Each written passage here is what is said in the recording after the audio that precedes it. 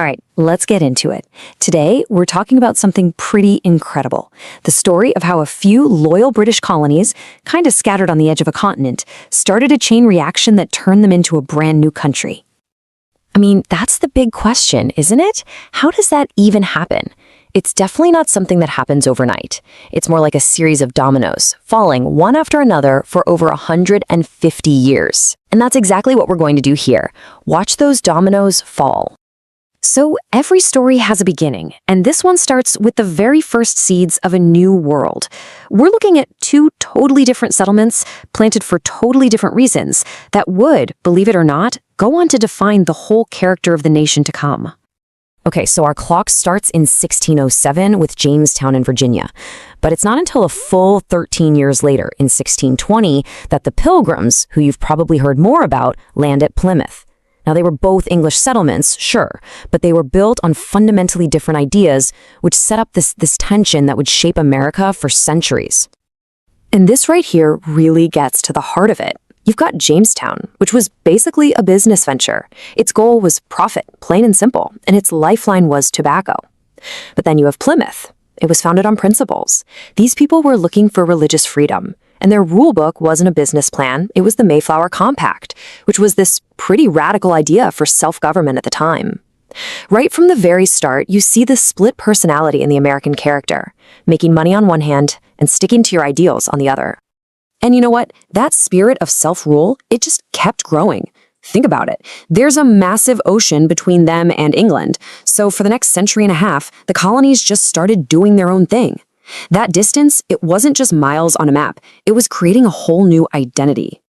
And pretty soon, they weren't the only ones. Over the next 100 years or so, more and more settlements popped up all along the Atlantic coast, until there were 13 of them. 13 distinct British colonies.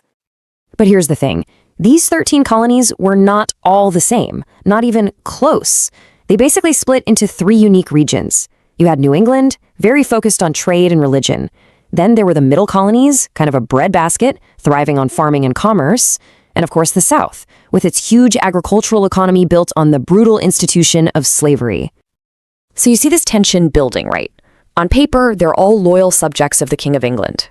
But in reality, they're becoming Americans. They've got their own way of making money, their own culture, and this real growing sense of independence. And this is where the first really big domino gets pushed. A huge global war breaks out, and it forces Great Britain to completely rethink its relationship with these colonies that were getting a little too independent.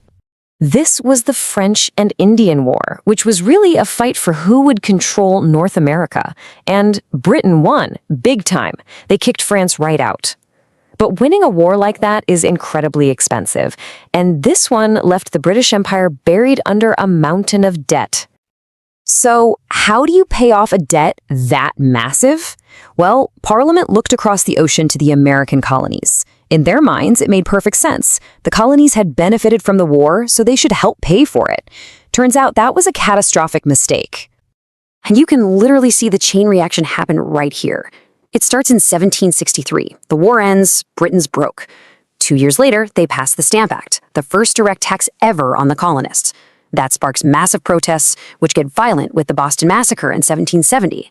And just 3 years after that, all that anger just explodes into open defiance with the Boston Tea Party, domino after domino, pushing them closer and closer to a breaking point. And the rallying cry for all of this was this one powerful idea: no taxation without representation. See, it wasn't really just about paying a few extra cents on stamps or tea. It was about a fundamental right. How could a government, an entire ocean away, where they had zero voice, zero representatives, possibly have the right to tax them? So this brings us to the final act. This is the moment where all the scattered protests and big ideas finally come together into an organized rebellion, and then into the creation of a brand new nation. In 1775, the arguments just stopped, and the shooting started. At Lexington and Concord, British soldiers and colonial militiamen fired on each other. The war for independence had officially begun. Now that war was a reality, leaders from all 13 colonies came together in Philadelphia, and they had a massive decision to make. do we try to patch things up with Britain, or do we make a final clean break? The path they chose changed the world. These leaders got a guy named Thomas Jefferson to write down exactly what they were fighting for. The result was the Declaration of Independence, and this document didn't just list their complaints.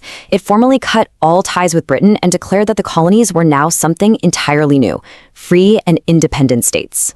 And buried inside it was this absolutely revolutionary phrase, the idea that all men are created equal. It was saying that rights don't come from a king or a government, you're born with them. This was the philosophical bombshell that turned a tax protest into a revolution for human liberty.